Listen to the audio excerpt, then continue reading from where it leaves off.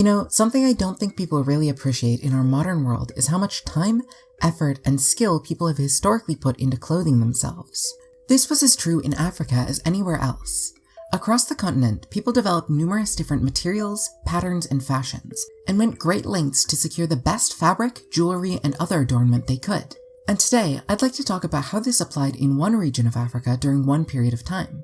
Specifically, we'll be talking about the coastal part of West Central Africa in and around the 16th and 17th centuries, mostly focusing on the kingdoms of Kongo and Ndongo. This video is part of Untold Black History III, a collaboration talking about Black history both in and outside of Africa. If you haven't seen the playlist already, be sure to check it out after you're done with this video.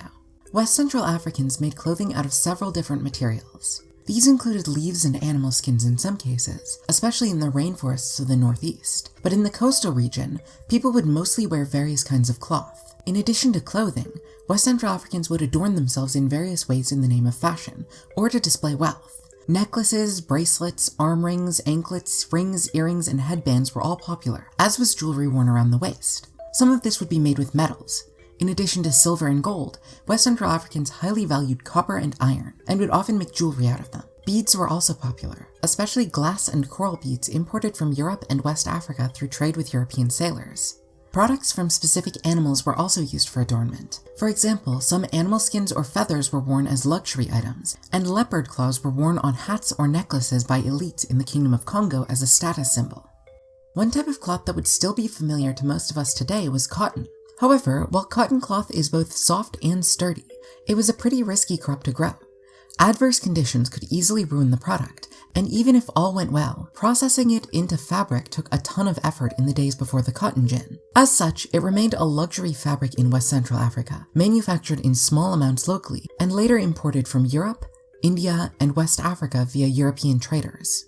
Two more unique materials were the bark of the baobab tree and the fronds of the raffia palm. It may seem a bit surprising to imagine making cloth out of bark, but it's actually pretty common around the world throughout history. Keep in mind, we're not talking about strips of bark straight off a tree. Just like wool and flax each require processing to be turned into yarn or linen, so too does bark need to be processed into something more pliable. When soaked and pounded, the fibrous bark of the baobab tree will break up into relatively long, thin strands, which can then be woven into items like rope, baskets, or cloth, depending on how heavily you process it. By the time of our first written records about this region, though, the most popular material was raffia cloth.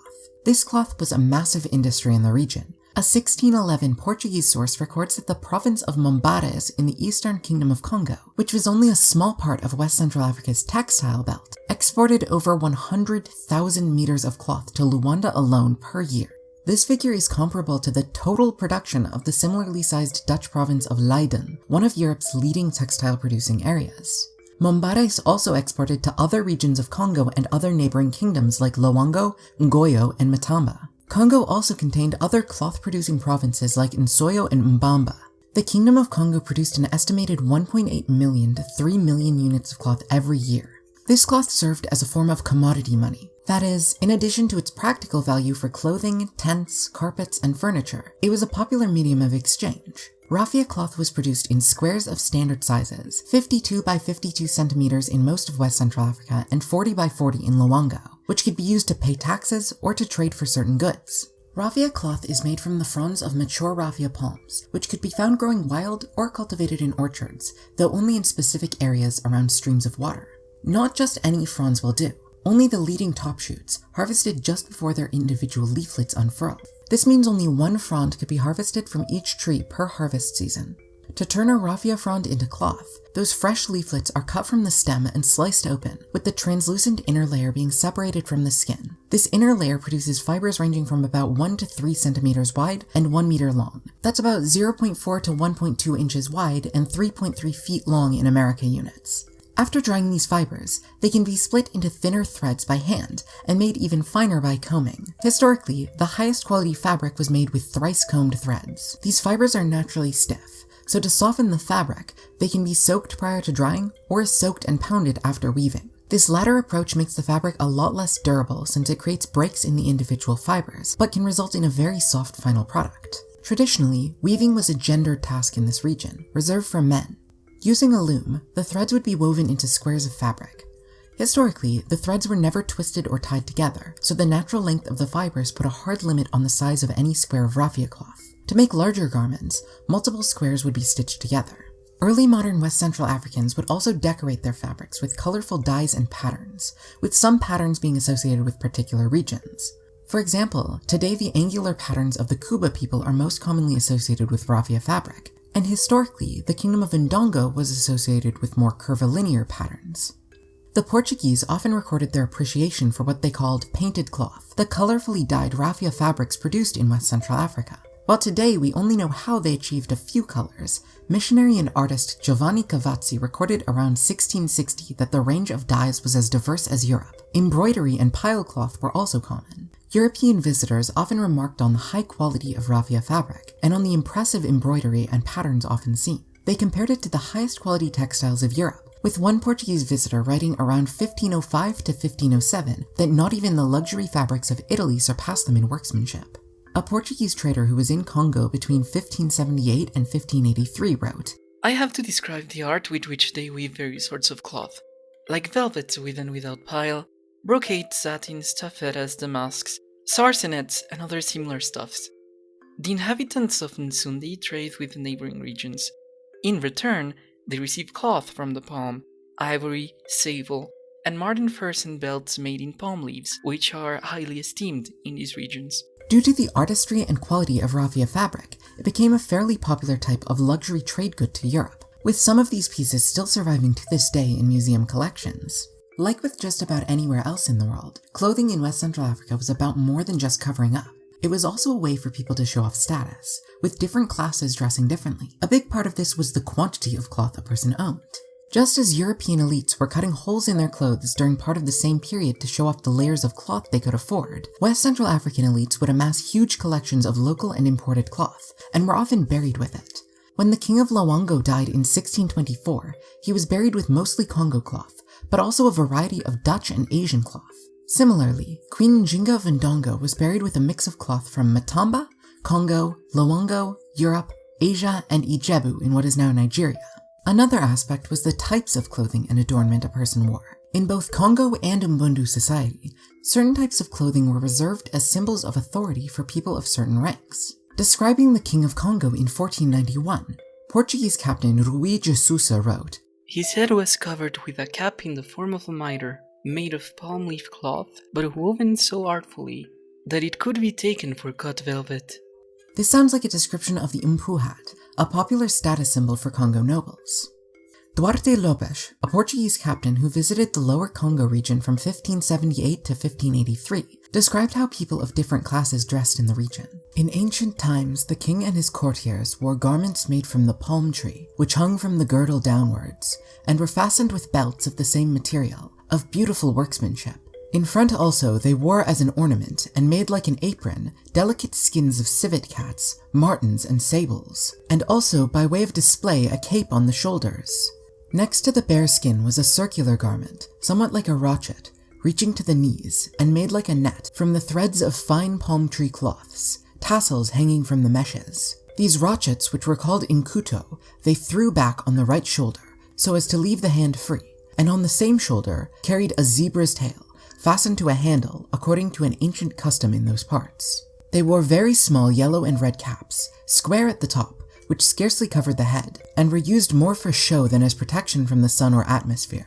The poorer sort and common people wore the same kind of garments, from the middle downwards, but of a coarser cloth, the rest of the body being naked. The women wear 3 kinds of aprons, one long, reaching from the waist to the feet, the second shorter, and the third still, each apron having a fringe around it. Another garment is like a doublet, and reaches to the waist. They have also capes for the shoulders, all these coverings being made of cloth from the palm tree. The women leave the face uncovered when out of doors, and wear the same kind of caps as the men. The common people dress in like fashion, but in much coarser materials. Slaves and the lowest of the people only wear garments from the waist downwards, the rest of the body being entirely naked. Another description from traveler Samuel Brun, who visited the region in 1612, notes, "They make 2 things out of raffia fiber. From the palest, they make clothing and a variety of artfully knitted and woven little bonnets with beautiful figures and designs, which are made only for the men and the children of the king. Women do not wear bonnets or such, but tie their hair together on top, so that it very cleverly comes to a peak. One more valuable quote on Congo elite fashion comes from 1682. The gentry have a kind of straw garment on their shoulders, which reaches down to their waist, curiously wrought, with their arms coming out at 2 slits, and ends in 2 tassels which hang down on the right side. About their waist they have a cloth girt, which on one side hangs down to the ground. On their heads, those alone who have the honor allowed them wear a wrought silk cap, neatly quilted.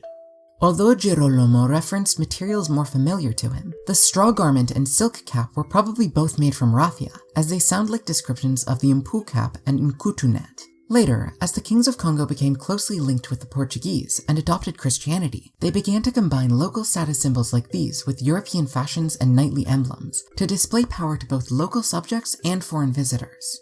South of Congo, the rulers of Ndongo had their own royal attire. In the 16th century, the Angola of Ndongo would wear a red feather in his hair, a red cloth over his chest and shoulder, and a black and white spotted cloth made from sheepskin around his waist as symbols of his position. He would also be splashed with powder to signify his spiritual and military prowess. Much like in Congo, contact with Europeans brought new imported fabrics and fashions to Ndongo, which were often worn as status symbols due to their rarity.